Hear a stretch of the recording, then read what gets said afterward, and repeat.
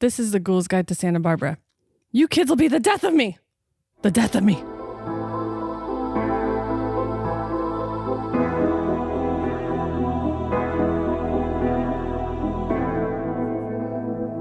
Is it from a movie or is this just you on a Saturday night? It's from a movie, Jen. That's how our podcast works. Oh, this is my first time here. I don't know. It sounds familiar, but I just don't know movie quotes. Is it Matilda? No. That's a good decent guess, but no. Can you give us a hint? I don't know if... Okay, here's a real random hint for you. Okay. A couple that's in Twin Peaks, Everett McGill, and I don't know the lady's name, but they play the parents in this movie. And the woman... The people under the stairs. Yes! Nice. I've never seen that. Oh, I've never seen it, and I've never seen Twin Peaks, but I kid you not, just today in my Facebook feed, like something came up and it had a picture of these two people, and it was like, so-and-so just cast these people from Twin Peaks. Yep. So on a whim. Well, that's The People Under the Stairs. It's just one of my I can't really say it's one of my favorites, but it is a favorite. It's just... Is it a remake of an earlier film? I don't know, Or was there one and that's the classic? This is the only one I know of. Okay. I think I just looked it up and it was like 1991. Okay. And so these like two men and a kid break into this house, and it's Everett McGill and the actress lady that I can't remember her name. But the family has like kidnapped all of these kids over the years, this couple, but like they're like ultra religious, and so like whenever the kids like sin, if they talk back, then they like cut out their tongue and basically like put them in the basement, or if they I don't know, if they like hear something they're not supposed, I don't know, there's all these goofy things, so they just like mutilate them and then just put them in the basement, so that's why they're under the stairs. And that's so not then really goofy. It's campy. It's campy, and so then like finally they get a girl, because they're like, all of these boys have been terrible sinners or whatever, and they get a girl, and then like when these thieves break in, they get like trapped in the house, and it's just all about like them trying, and like they find all the kids, and so there's like this whole scene where the mom is like, they kill one of the guys, and she's making the daughter clean up all the blood. And the daughter's like crying and like cleaning, and so she's like just wigged out about the kids under the stairs and the daughter, and she's, you kids will be the death of me. And so when I get frustrated with the kids, that's my brain. You kids will be the death, but in a funny way, not in like I don't really feel that way about my children. You don't have any kids in your basement? No kids in the basement. No basement. So no basement, no kids in the basement. That's right. So Nadine from Twin Peaks was played by Wendy Roby. Thank you. I would not. Yeah. And I don't know if anyone is from the micro generation that defined their whole existence by watching My So-Called Life like I am. But AJ Lang or Rayanne from... Yeah, she's the daughter. Okay. Yeah. So nice. And Everett McGill is also, I believe, in the classic film Silver Bullet. Oh. Again. Digging deep. Yeah. Anyway. Well, this is the Ghoul's Guide to Santa Barbara, and I'm Jen. I'm Liz. And I'm Summers. And on today's episode, Summers is going to tell us about Halloween in Isla Vista, a history. Party. Let's do this. Isla Vista, or IV, you'll remember from previous episodes, is the UC Santa Barbara college town we visited here on Ghoul's Guide in Liz's episode about the Isla Vista lookalike murders. That's right. For years, the massive communal street party that overtook Isla Vista every Halloween was the most famous thing about our local university. And Halloween in IV contributed to the party school reputation that was at its peak in the early 2000s. So what was it like? Why did parents just not understand? Was it really so dangerous to party in IV on Halloween? How did the communal revels at Halloween start? We'll dig into the answers to these questions right now. And if I can't answer any of them, maybe the official Ghoul's Guide Magic 8-Ball can at the end. So first off, the University of California, Santa Barbara, or UCSB, has Santa Barbara in its name, and it did start within the Santa Barbara city limit, but since 1954, the UCSB campus has been in the Goleta area in the Isla Vista area that had been a Marine Corps air base during World War II. UCSB has its own beach, and it occupies like sort of this peninsula campus point, but it's officially called Goleta Point, and Isla Vista is just north of the UCSB campus. The campus is 708 acres or 168 standard Walmarts. Excellent. Thank you. So the point is you've got a decent sized campus and then a community a little bigger than the campus, just north of it, and also nestled right next to the beach and up on a cliff, which will be important later. Oh, yeah. Sorry, go on. No, I'm just surprised that Ivy is bigger than UCSB. I mean, I hope it is. I wrote this several weeks ago. It may have grown since then. And I may just not have checked very well. So both UCSB and Isla Vista are surrounded by a sandy beach and cliffs because the whole area is up on a mesa, which is a flat-topped hill with steep sides. And it means table in Spanish. The Isla Vista cliffs are about 30 feet from the beach below. Population of IV is around 15,000 people today. And both that and the note about the cliffs are going to serve you well later. I wonder what the population is in the summer compared to like 3. Yeah. Yeah. So let's get into it regarding UCSB and Halloween. In the beginning, UCSB had a football team. And like other universities with a football team, the big event of the autumn was homecoming. When you said in the beginning, I was like Big Bang times.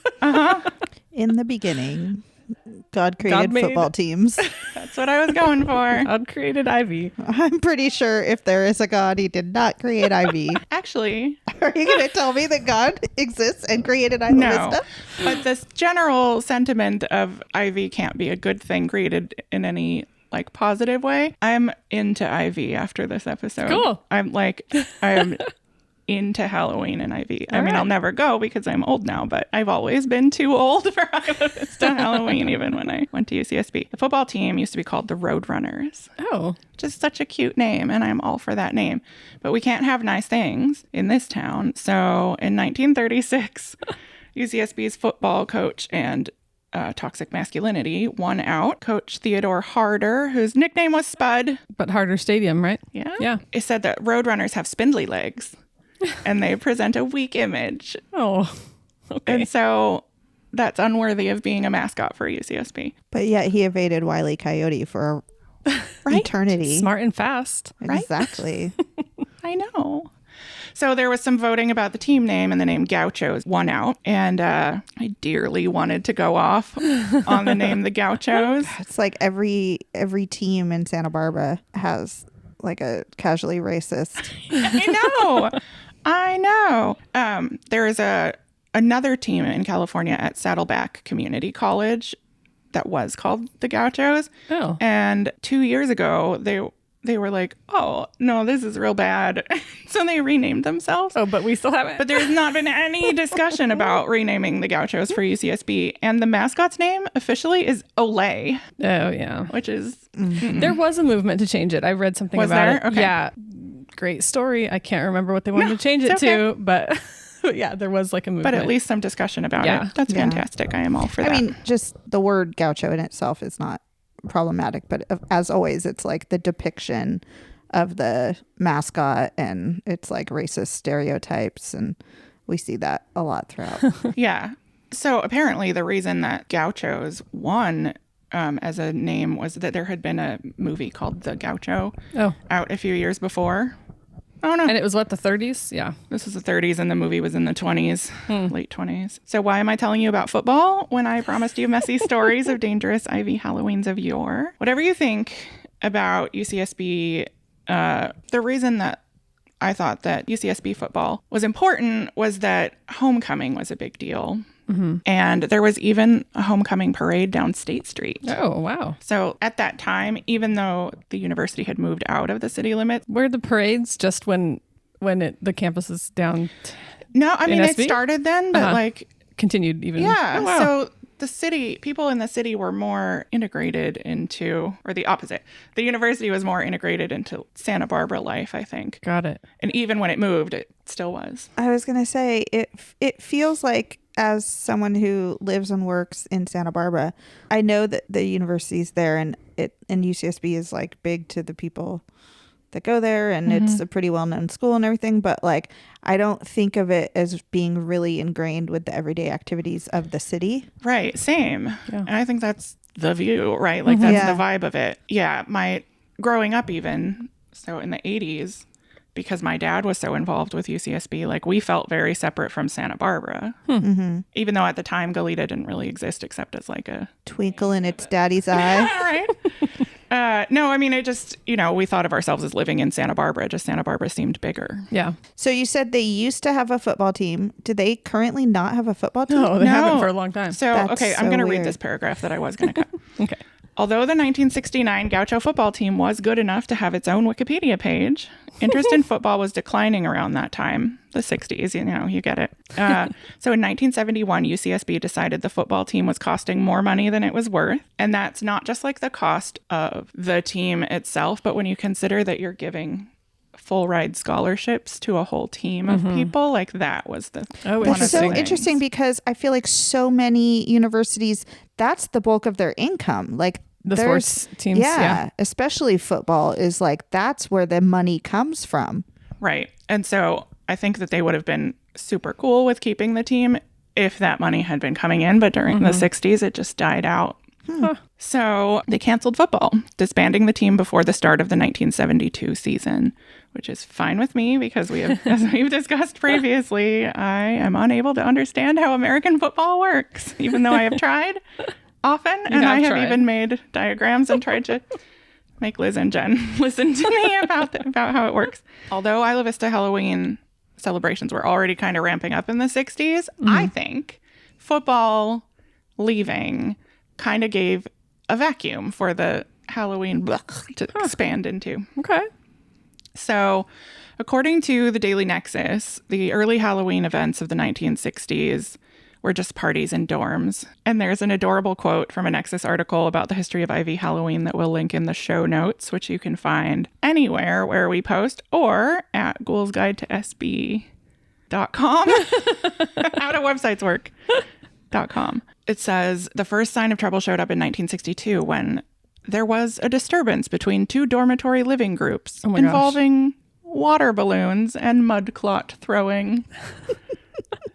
I may have shot water balloons off of a roof in Ivy with a giant water balloon slingshot on Halloween. That sounds so fun. You were part of a rich tradition. May have.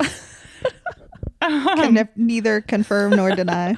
To continue to quote from this article by Lexi Pandell, riotous conduct was reported in 1963 as well. And in that instance, a mob of students swarmed into a women's dorm and knocked down the house mother. Oh, no. Which I guess is like the RA before universities like figured out that you could save money by making students do it. Yeah. But I guess you just would have like a grown-up living in your dorm with you, which sounds like so, I don't know, like Monkey's Uncle or something. Like, doesn't it sound like a cozy Tommy Kirk movie? I missed that reference. Sorry. Okay. I think they were also like split by gender too. Yeah. So then it was like probably the house mother's role was to also make sure that like no boys were there after curfew and totally protect the virtue of the women. Virtue and the panties of the young women. Oh, like on The Facts of Life, what's her name? Kind of like a house mother. Mrs. Garrett? Mrs. Garrett. Yeah. But I mean, that was high school, but I think it was probably the same kind of thing. Yeah. Okay, so 1963 seems to be the year that Halloween busted out from the confines of campus and found its way into Isla Vista. So 1960s police captain Willis A. Lowe was quoted in the Nexus as saying, students gathered in groups of hundreds on street corners that year. So if we're seeing Halloween in Ivy as sort of like a sentient blob that's growing, and why wouldn't we? 1963 is the year UCSB failed to contain that blob. Wow. So it's out. It out has in Ivy. spilled out. Yes. And by the end of the 60s, Halloween parties had moved away from campus altogether. So the sort of main party street in Isla Vista, Del Playa Drive. Del Playa means from the beach in Spanish. And it's the street like closest to the beach in Ivy. Remember earlier when we talked about cliffs? Keep remembering that. So 60s. And we've got like all this political stuff in the rest of the country brewing. But we're going to skip to the 1969-1970 school year. UCSB. And that was probably, aside from 2014, the roughest school year for UCSB ever. So not only is the Gaucho football team about to be completely disbanded in about a year, but UCSB and Isla Vista are going through it, and so are a lot of other universities in the United States. So the college students of 1970, let's say they're 18 to 22 years of age, right? So they're born somewhere between 1948 and 1952. They're the elder baby boomers. Okay. But let's picture them then and not the okay boomers that they are now. They were from 10 to 13 years old when President Kennedy was shot. We know that event left a legacy of generational trauma behind and changed how kids especially thought about the world and the government. My mom, again, she made stuff up, but she did say that I have a bunch of older brothers, and she said that like they all wanted to be president and then they suddenly didn't want to be president anymore. Huh. And we're lucky that they're not. But I found an article that said like every child that saw footage of the JFK assassination probably had some PTSD from it, like actual PTSD. Sure. And it ended like the sense of safety we had been cultivating for these kids as a society. It was almost this big group effort to make kids and the nuclear family like this safe, stable unit after World War II. And that like 1945 to 1963 period is the era we get mad about all the time, where like one average wage earner could support a family and purchase a home and a car, and like that's the thing that we're angry that we don't have anymore, like that we got booted out of that time of the ultimate American dream. And so these are the kids that got booted out of it with that assassination. So they had some trauma. And then during this time, Lyndon Johnson is in his last year as U.S. president, and Nixon is going to get elected in November of 1970. And that's concerning because up until this time, Johnson, LBJ, had kept a student deferment in place so that the draft couldn't take you if you were in college. Oh, okay. And you didn't have to be doing anything useful in college. You just had to be like kind of doing okay in any field of study. Because like, oh yeah, the Vietnam War had been going on for practically these college kids' entire lives. And it's killing off and otherwise incapacitating the young men of that generation, which is terrifying for everyone that age. But there's also fear that Nixon's going to end that deferment when he takes office. And he did do that later. But so there's like that fear. And then in May, before Nixon is even elected, though, the killings at Kent State University happen. You've heard that, like, 4 Dead in Ohio song? No, but go on. But I know of the shooting. Yes. I just don't know the song. And there's like that. There's a Pulitzer Prize winning, I think, photo of a student yelling at the sky, crouching near a dead student's body at Kent State. So you've got anti-establishment thinking and anger growing in universities like Kent State and UCSB. When students get together to protest, there's a possibility they'd die. And that was new and pretty terrifying. So as much as we scorn the boomers today, they were going through a lot in 1970.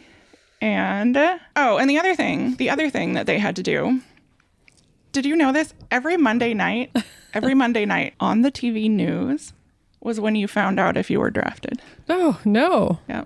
Like you had a number or something and then...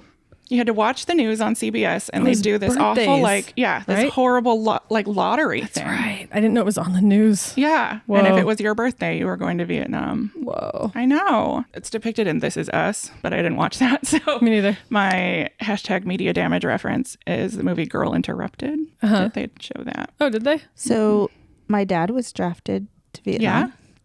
And went to basic training, went through everything. And right before, so earlier in a section where Jen rambled about her father playing golf for the high school and City College in Santa Barbara, I talked about him playing golf. And then right before he was set to be shipped out to Vietnam, they found out about his golf history.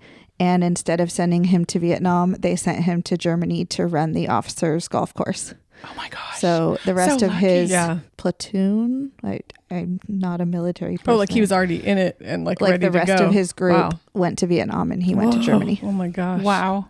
So you had that, and that was not just affecting the men of the student body, but like in Girl Interrupted, it's Susanna Kaysen, Winona Ryder's character. She's just like so worried about her boyfriend. So that's a stressor right there. For sure. So on the night of February 27th, 1970, so before Kent State, in Isla Vista, there was a protest planned against Bank of America, which had a branch in Isla Vista. It wasn't to do with Vietnam, which surprised me.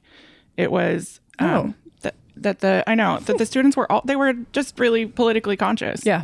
UCSB students at the time. And the other thing that those kids went through was the civil rights movement. Right. So they're living in the like Lovecraft country, nightmare USA. And so they're very conscious of those issues too. They were upset that Bank of America was doing some things that were supporting apartheid in South Africa. Oh, I had no idea that's what it was related to. Yeah, supposedly they had been funneling money into South Africa in ways that supported apartheid. Apartheid is a word in Afrikaans that means separateness or apartness, system of racial segregation. That was the law in South Africa at that time. Lasted from 1949 until 1994. I remember that being like, wasn't that a part of like Lethal Weapon 2? Oh, I don't know about that. I just remember that happening. If you think about how the student population at UCSB in 1970 spent almost their whole lives witnessing all of these things, and that they witnessed the civil rights movement from 54 to 67, like, of course, these are young people who are not okay with apartheid.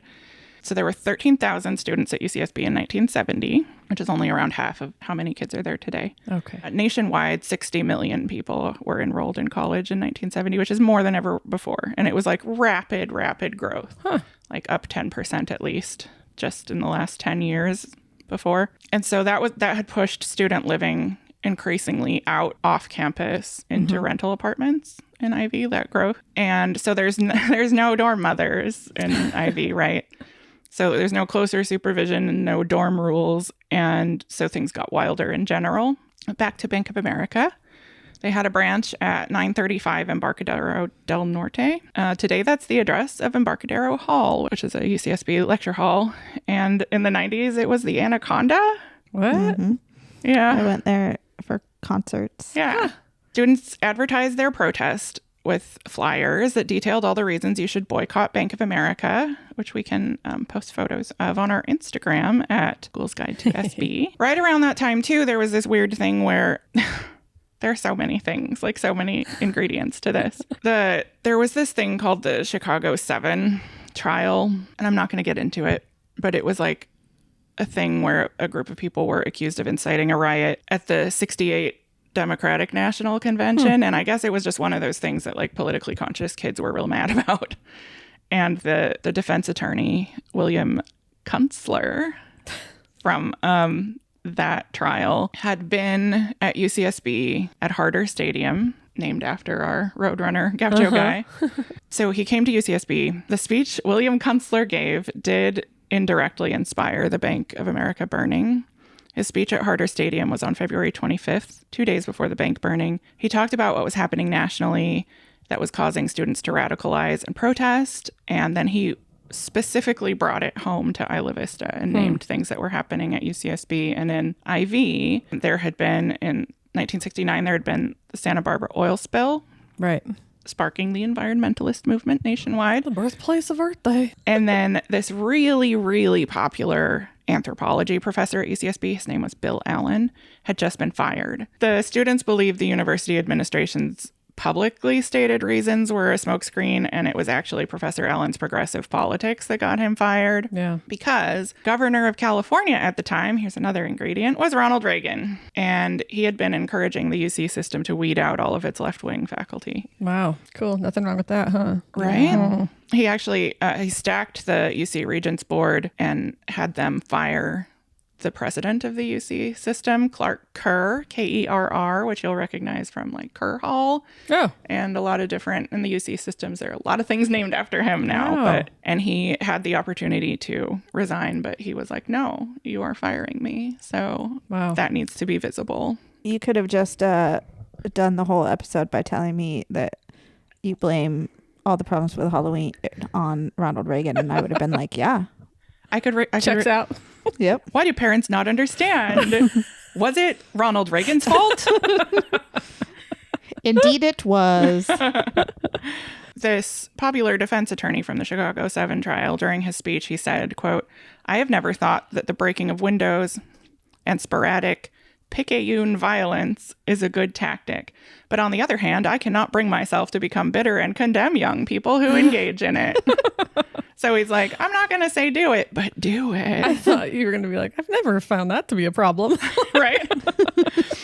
So the students that were in the audience at Harder Stadium cheered and walked immediately over to Perfect Park in Isla Vista, where they were greeted by police in full riot gear. Whoa. What the heck is Perfect Park? I don't know, but... Is that dog shit park? Maybe. We'll put it on the map. Okay. The Isla Vista Foot Patrol, who we are going to talk about in a little bit, was there in full riot gear. And they arrested and then brutally assaulted a kid. Oh, no. Who they claimed was carrying a Molotov cocktail, but he was really just like kind of like a mellow Doonesbury character, like schlepping down to the park with a bottle of wine drinking. Whoa. It's funny because you say the Isla Vista Foot Patrol in full riot gear, and I picture them with like wooden swords and holding like a trash can lid. Okay. That is the impression that we have of them now, but they're like, at this time, they're terrifying as a force. So were they like a subset of the police department? The sheriff, right? Whose jurisdiction is Isla county. Vista?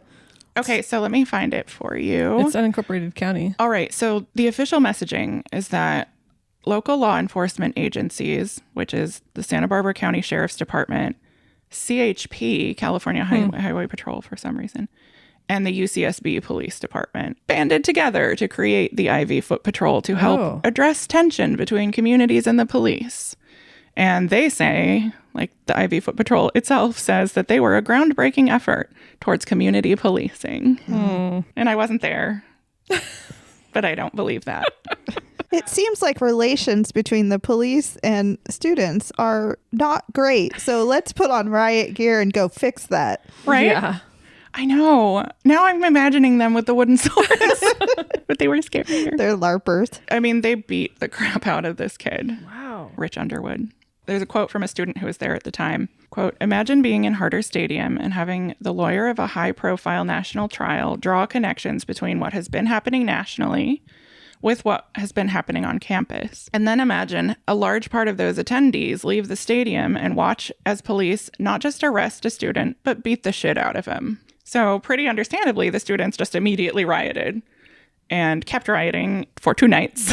And then they burned down the Bank of America building. It had sort of become to them not just like the badness of supporting apartheid, but it was just like occupying this space in people's mind that it stood for everything that was wrong in the world that was frustrating them. And it was just like the bank was capitalism and injustice to them on that night. So they burned it down and nothing got better. And they knew it wouldn't. They knew that burning down the bank wasn't going to fix anything. It wasn't going to stop Vietnam. It wasn't going to keep them safe from the draft. It wasn't going to end apartheid. It wasn't even going to get Professor Allen back. They just felt powerless, and I get it. Like, I'm way older than they were then, but like I still have just like the rage of frustrated powerlessness in my belly at all times. I get it. But I mean, that was in the 60s. We fixed all those problems now, right? Yeah. Man. Ugh. Can we go burn down a bank when we leave? Okay, so my note to myself on this is like, don't incite a riot. Don't incite a riot, Summers. Jen, you can burn a piece of paper in my driveway. Okay. And with the water hose. We can stomp our feet. On standby. Let's shake our hands angrily at the sky. Grandpa Simpson. All right. So Governor Reagan, he sent in the National Guard and there was a curfew. And he told the National Guard to put down the protest. Whoa. This sounds like so much more action than the Elwood bombing. I know, it was. It was. And hey, spoiler alert, somebody actually dies in this one. But like, unlike that one. And so the SWAT team from LA was here, LAPD SWAT team. And as I had mentioned, Isla Vista now had a whole police department dedicated to keeping them in line. The IV Foot Patrol, which was established that year. So this was real new to them, and they're mad about it. And it was supposed to be a boots on the ground effort to control left-wing protests. So I imagine the IV Foot Patrol hears that they're having this presentation at the stadium, and then the one guy comes out with what looks like a Molotov cocktail, quote unquote. And I'm now imagining the guy sitting at the Isla Vista Foot Patrol like Annie Potts in Ghostbusters. Oh, we got one. We got one. We got one. And they all throw on their riot gear and get excited to go out and I was picturing bust up some kids. South Park, and like an early South Park where, I don't know, it's like his hunting outlawed and they're like, he's coming right for me. And they just keep saying that to like shoot animals. He's coming right for me. Yes. Yeah. Exactly. Oh, gosh. Okay, so next we're going to talk about the killing of Kevin Moran. In the first couple of weeks of April 1970, so after the Bank of America building burned, police brutality had become a way of life for UCSB students in Isla Vista, especially those who lived off campus in Isla Vista, under the jurisdiction of the Isla Vista Foot Patrol. There were extended riots, and the IV Foot Patrol became a focus of the protesters' anger. So they're still mad about Bank of America, but they're mad at the IV Foot Patrol, and they're like focusing on just messing with them because they don't want them there. And it's so new that you feel like now, if you're living in IV, I would think you don't feel like you have any power over getting rid of the IV Foot Patrol. But then, like, they had just been put in. So you're going to feel like you could be like, no, undo that. Like, Control-Z that. So Bank of America, for some reason, instead of just being like, okay, burn us down, we're not going to be in IV, they were like, oh, no, we'll put up a temporary building. Okay. You can't beat us. And some of the protesters in IV wanted to destroy the temporary building. And the student body president at UCSB at the time went on the radio on April 18th. KCSB? I think. I don't know if it was called that at the time, but I guess so. On April 18th, he asked students to go to the site of the temporary building to try to calm everyone down. And that was not a great idea. One of the students who heard that call to action on the radio was 22-year-old Kevin Moran. Kevin was originally from Saratoga, California, which is a little town 300 miles north. He's the oldest of 10 children. Whoa. So he's everybody's big brother in his family. He's a hard worker. He was really generous. When he was in high school, he had a paper route, and he would work, and then use the money to buy Christmas presents for his younger siblings. Oh. And he graduated from Saratoga High School in 1966, enrolled in UCSB later in that year, and he studied economics at UCSB, and he was on the rowing team. So he's this earnest young man. He's going to graduate in just a couple months, and he heads over to the temporary Bank of America building, and he goes in to try to dissuade the students inside who are setting fires in there, trying to burn that down. And then this is when a bullet from an Isla Vista Foot Patrol officer's gun shot through the building and hit Kevin. And according to a New York Times article published on April 21st, Kevin died within seconds. Santa Barbara Sheriff's Department claimed the IV Foot Patrol officer who shot Kevin did it by accident as he was pursuing a sniper in the area. Seems fishy. To this day, the official story is the gun discharged accidentally. The officer has never been named. At first, they lied and said that they didn't do it. Of course. They said the sniper killed him. And it was only when tests showed that the bullet that killed Kevin showed that it came from one of their guns that they were like, oh, well, no, we were chasing the sniper. Kevin's brother, Brian Moran, a park maintenance worker in Saratoga, wrote an article for the Saratoga News in 1995 about his brother and the Isla Vista riots. He said that after Kevin was killed, quote, then President Richard Nixon and then Governor Ronald Reagan sent their condolences, unquote, which, yuck. In the years that followed Kevin's death, we don't have a park or anything dedicated to Kevin here, but Saratoga does. Oh. And so they dedicated a city park to his memory. And so his brother Brian at work got to spend part of his workday in the park dedicated to his big brother. Oh, that's very sad. It is. Some articles that I read seem to suggest that Kevin Moran's death at the hands of the IV Foot Patrol ended the IV riots, but in reality, no, there were more. There's a third one happened in June. It lasted for 9 days.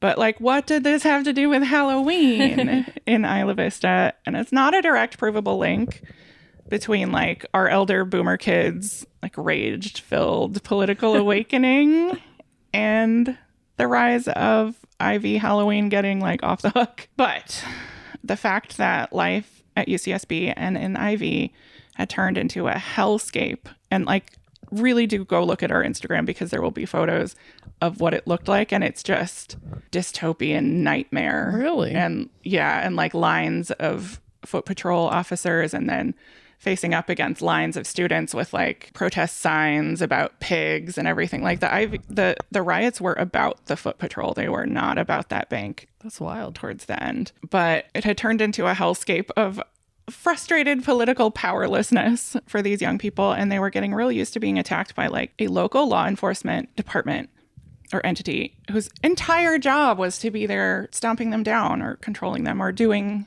community policing. One of their classmates had just been killed, and it makes me think that the college-age youth of Ivy really needed an outlet, and their outlet was one that caused trouble for the Ivy Foot Patrol, and I think that was on purpose. Yeah. Halloween was perfect. And right after that terrifying 69 to 70 academic year, Halloween in Isla Vista exploded into something that started to resemble the ultimate college street party of legend. That we all know it as. By the mid to late 70s, Halloween in Isla Vista was a huge and unruly thing. And it was that way intentionally as a protest against authority. Isla Vista was in the process of being built back up after the riots totally destroyed the little town. Gosh. Here's a quote from that same article. In 1978, a spontaneous riot broke out in this spirit after the tension had been building since the creation of the Isla Vista Foot Patrol in 1970. A party of 600 people became violent when bottles were thrown at officers. And I just really want to describe this to you because the mental picture is magnificent. What happened was there was a massive party on Del Playa and the Ivy Foot Patrol rode their bikes past it. And some of the kids threw empty beer bottles at two officers. Yikes. The officers responded doing their whole riot response beatings routine. And the entire 600-person party, most of them now dressed up in fun Halloween costumes, turned on the Ivy Foot Patrol, and they all threw bottles at them, destroyed police cars. Remember, the Foot Patrol was supposed to be getting officers out of their cars and in front of people, like doing their community policing. So the way I see it, they didn't need the cars anyway. That's fine. And so these kids in Halloween costumes scared law enforcement so much that they called in backup, and there were 43 officers involved. They arrested students, charging 4 with felonies because that's great community policing, right? Amazing. By the 1980s, you've got this tradition of antagonism between the Ivy Foot Patrol, which has become itself the symbol of everything the Bank of America building used to symbolize for UCSB students. And there's been a massive increase in the rest of the country's interest in Isla Vista after what happened during the 1969 to 1970 school year. So the word spreads about Halloween in Isla Vista, and it's dangerous, yes, but it's also where you want to be if you're a college student who can feasibly get there for Halloween. So I interviewed someone who went to UCSB in the late 80s and early 90s, and he was a city college student. It's Steve. And he was a city college student. And he said he went to Halloween in Ivy even when he was a city college student, which should make sense to me, but I was just such a wallflower. Like I would never, I didn't even go to Halloween when I went there. Kids still live out there. I know. I don't understand that at all. It's so far. I don't understand the lack of prioritization of convenience and laziness. Well, it probably also has to do with the fact that it's a college town. So in theory, there's more affordable options. Yeah, that's true. And also the party scene. Yeah. I know. I just don't get it. By the late 80s, you had 30,000 people crowding into Ivy for Halloween, hundreds of citations every time. Around 100 people would be booked into jail over the course of Halloween. Sounds right. Yeah, that also sounds like way too many people, and that's why I never partook of that. It's a nightmare. At all. That sounds like the last place on earth I would want to be. So here's a quote from our source. Okay. It was crazy in the late 80s, early 90s, and then in the mid 90s, they killed Isla Vista Halloween. They killed it on purpose. In the late 80s, people came from everywhere, all over the state. All college-age people would get in their car and go there for the weekend from all over just to be a part of it. That was... are you done? Yeah. Oh, I was there in the late 90s, early 2000s, and it was still... That was before they really cracked down. Are you going to talk about that? Nah, a little. In 1991, 25,000 people attended Halloween in Ivy, and the Nexus reports that 851 of them were arrested. And unfortunately, 2 partiers fell off the cliffs. Oh. Remember the cliffs? Mm-hmm. I don't mean to be flippant about the cliff falls because they're almost always fatal. It's terrible. I know. And as I was writing this episode, there was another death from an Isla Vista cliff fall. Most of the cliff deaths happen not on Halloween, but cliff deaths and underage or excessive drinking, arrests, and the numbers of non-locals involved in Isla Vista Halloween were reasons often cited by people who wanted to shut it down, or as today, keep it shut down.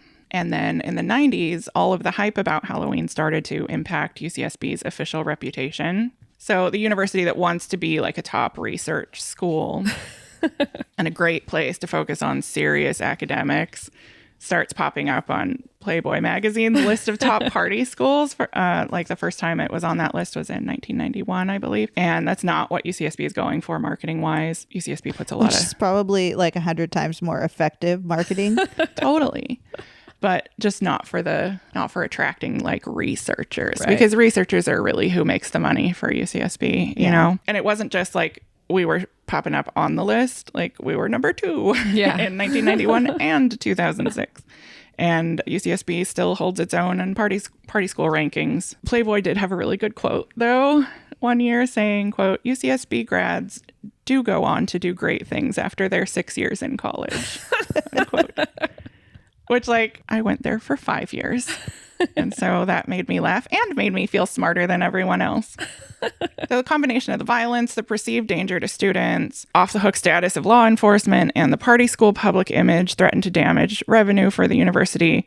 So the administration, the county of Santa Barbara, and even the neighboring city of Goleta, which existed by this time, waged major war against Ivy Halloween beginning in the mid-90s. The county passed noise ordinances to give police teeth as far as shutting parties down, because like what they needed was more teeth. Yeah. And there were messaging campaigns from within the university getting pushed out to students. The county of Santa Barbara, which is the municipal jurisdiction Isla Vista falls under since it's not its own city, changed all of its ordinances to define basically any apartment party that played music as an outdoor festival. Oh, funny.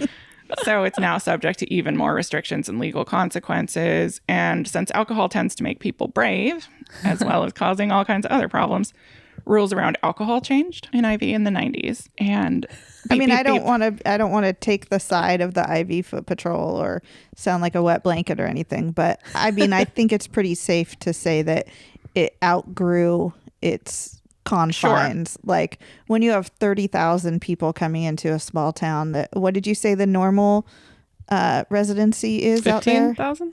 Oh, yeah, ish. When I was there on Halloween, like wall to wall, but like in the middle of the street, people. Yeah. It was like being at a concert where you're just crammed in. But like through the whole town. Like all along DP. Mostly on DP. The downtown area. Elsewhere as well, but yeah. DP being Playa. Yeah. Well, what was it like when you were there? It was just a party, and you just walked around and people were in costumes and people were drinking, and everybody had their like creative little, ways to not get an MIP, a minor in public. So you would have like your red Solo cup that I never did this, but I saw people doing it where like you cut another one and stuck it up under it. So you look like, because you would just walk around with your cup upside down because then you didn't have like a full beverage. Yeah. But really you had a second cup hidden up inside of it. Like, oh, that's funny. It was really funny. And the 3 things that stick out in my brain, costume wise, is one year, are they Muppets? Like the what? Oh, the alien ones. Yeah. So there were, those guys. So there were a couple dudes dressed up as those one year. I've always wanted to do those costumes. So well done. So well done. There was a guy dressed up as like a shepherd, maybe, that had like a goat with him. A real goat? A real goat. And there was a guy pushing around like a medical table dressed up as a doctor. Like he was a gynecologist. So he was like a full on medical. Yeah. You with see, a table? Like you see at the doctor's office. Those are the 3 that are like burned into my brain. And I'm guessing he was holding a sign like free exams. Yeah, probably. Yeah. I would also venture to guess that there were probably hundreds of unreported instances of assault on women and other terrible things. I'm sure. One year my brother, who was like 10 years younger than me, came for Halloween. Gosh, he must have been like 11 maybe. Oh my gosh. When we walked around with him. But it wasn't like, it didn't feel dangerous. I mean, it was just a bunch of kids out partying, walking around. The thought of my little 13-year-old out there during that time. I mean, my husband went out there during Halloween. I'm sure he's got stories. Yeah. that I don't want to hear. I want to hear them. In the 90s, I went to Dos Pueblos High School, which is the school closest to Ivy, right? Mm-hmm. The catchment area for that school includes Isla Vista. And they would tell us for weeks before Halloween, like, do not go to Isla Vista. And my 9th grade boyfriend would be like, I live in Isla Vista. I don't know how to not go there. Yeah. I have to go there. But honestly, if I lived there, I would probably go away for Halloween. Right. Oh, yeah. Like me with Fiesta, right? Yeah, exactly. Totally. So one person I talked to, who was a student there ending in 94, he said early on, like, beer companies would just bring trucks of beer into Isla Vista and deliver like vast quantities of beer to students' apartments. Was it Natty Ice? I don't know. Probably. And that was for big parties, including Halloween, not just for Halloween. But that changed in the mid-90s. And it was also like they made it much harder to go get a keg because you used to be able to just go get a keg, I guess. Like you pay your money, you get the keg. But one year it changed and they had this new like party host law where they'd put a label on the keg. If you paid for it, your name went on the keg. So when your party got busted, you were serving minors. Too. Yeah. And then although the city of Goleta doesn't have jurisdiction over Isla Vista, it does surround Isla Vista and the university. So starting in the 2010s, I believe, they started cracking down on the street parking in Goleta. Mm-hmm. And I lived in Goleta at that time. And I lived in Elwood, home of the bombardment. And I would have to put special tags on my car for a few different party weeks of the year. And you couldn't come into IV without something proving that you actually lived there. Like that was a new thing. Yeah. Like the late 2000s. Yeah. To whatever, 2000s. Yeah. For the last few years here, they've been doing a big party on Halloween, like a big concert to keep the kids out of trouble. Oh, like at the stadium. That reminds me of like when they do like prom after parties. Come here and be safe instead of going to a hotel and yeah, partying. Exactly. Make memories, not babies. So I wasn't the kind of person who would seek out an Ivy Halloween experience during my time at UCSB or at any time. But I just don't see it after learning about it. Like, I don't see it as the ultimate evil that so many people in authority seem to. Like, I get it's a great big annoyance. I am not down with all the assaults that happen. But just like seeing why it grew when it did and how the university and the Ivy Foot Patrol were both culpable in the late 60s and early 70s, like, I'm sort of a fan. Like, I see it as an important cultural thing, like way more important than Fiesta for sure to me. I see it as like a super valid cultural tradition carrying on the countercultural traditions of those students in 1970 who were refusing to let their world turn corporate and evil. But do you think that the people coming from out of town in the 90s had any idea of that? Or I don't at all. I certainly didn't. Yeah. They absolutely didn't and don't. And so, hang on, I have something about this. Today, right now, UCSB is pushing out Keep Halloween Local messaging to students in an attempt to convince them to self-police and not let anyone from outside Santa Barbara come in and have any fun. And then, in recent years, there have been harder stadium concerts planned, just like as a way to tempt the student body to stay on campus where they could be more easily controlled. And on Reddit, someone said that Manzanita Village, that area gets fenced off during Halloween. And so you, like, I guess, can't get in or out. I'm trying to think of what Manzanita Village, where's that's at. Yeah, I definitely, like, I don't know if they still do it, but I remember when they started really cracking down on people coming in from out of town, and you would see, like, the transportation signs. Yep. That would be, like, residents only, you know, like on the exits of the freeway and stuff. Oh, yeah, I remember that. I do. Yeah. I forgot about that. So the actual brand messaging UCSB uses is keep it safe, keep it local, which is like such a missed opportunity because it should be keep it secret, keep it safe, like Lord of the Rings. Like, you know, about the One Ring and Frodo keeping it secret, keep it safe. Like, keep it Don't safe. Don't let the word get out. Yeah. Yeah. Keep it exclusive. It should be keep it secret, keep it safe. Halloween in Isla Vista, the precious for locals. And then, like, have the Ivy Foot Patrol dress up as the ring wraiths. Oh, like, my gosh. Riding bikes instead of dead horses. And, like, I think you should submit a proposal for this. I think it would work. And, like, UCSB, I am available for consultation. Like, but, like, it does tie back to me equating them to LARPers. Yes. Yes, it does. My idea is flippant, but it's nothing compared to the way the UCSB messaging of today like infantilizes that student body. The way the 1970 kids were dangerous counterculture leftists, but now UCSB treats their student body like they're babies. The IV Community Services District has a lot of the 22 event promotion up, and it just looks like it's made for third graders, like for a pizza party for Halloween or something. It's like, it's just so insulting. They're treating them like they're 8. But like, what are they going to do?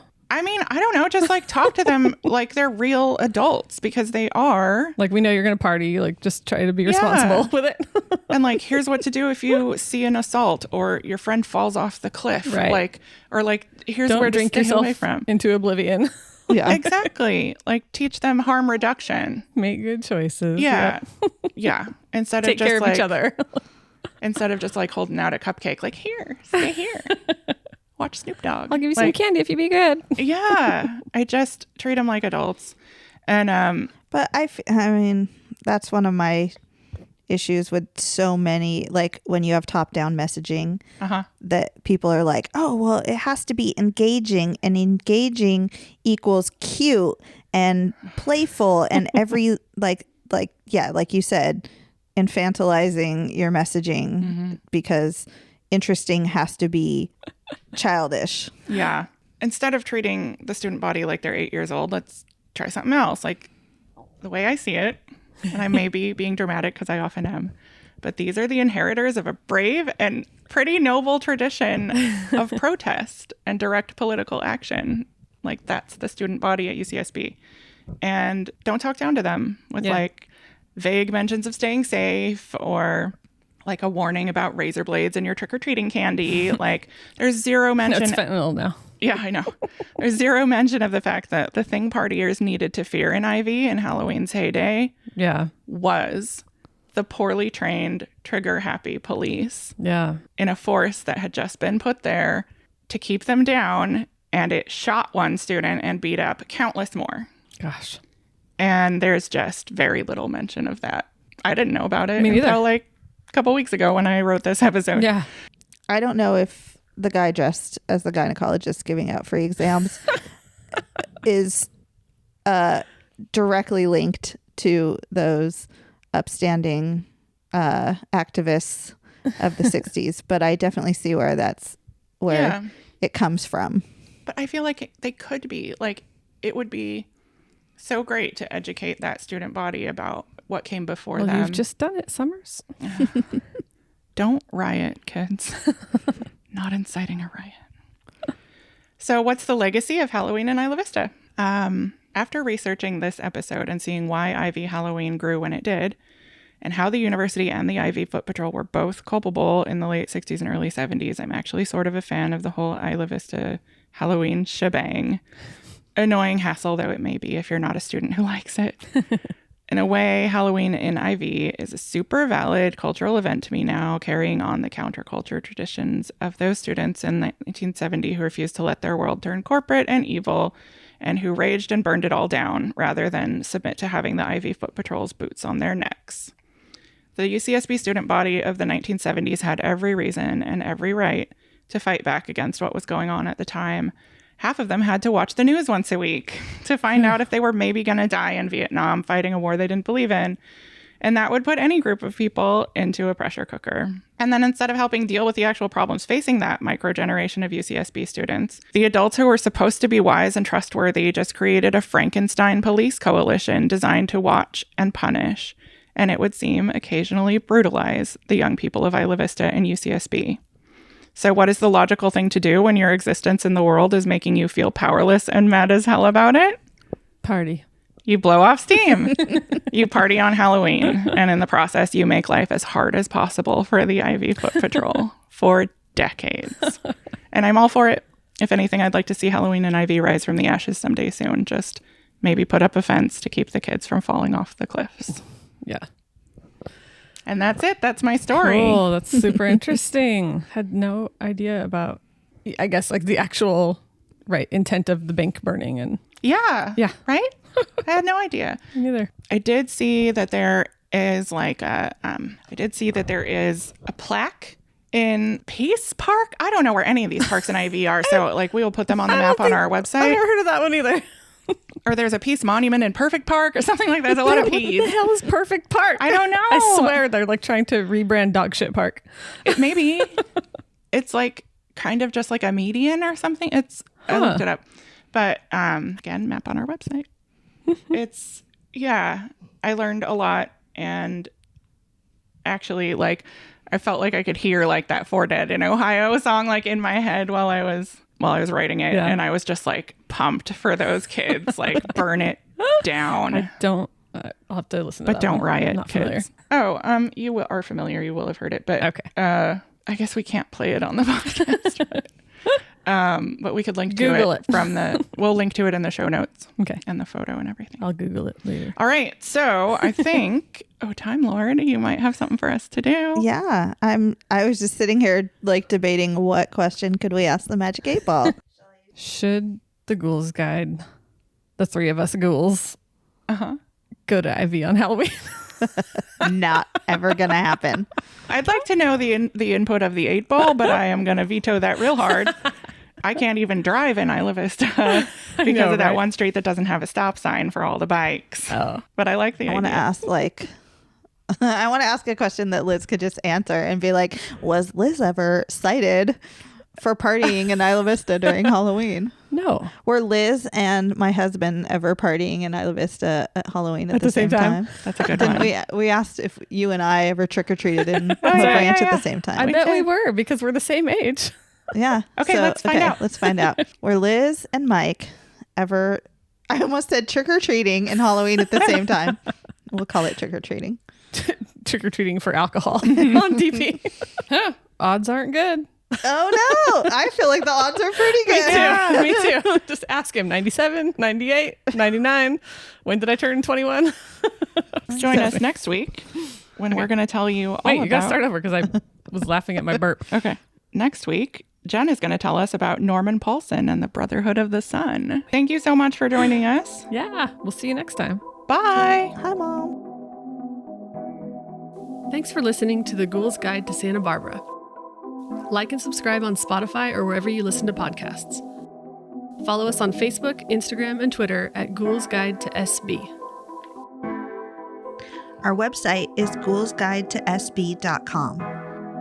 Got a spooky story or know of a haunted or paranormal location in Santa Barbara? Send it to us at ghoulsguidetosb@gmail.com.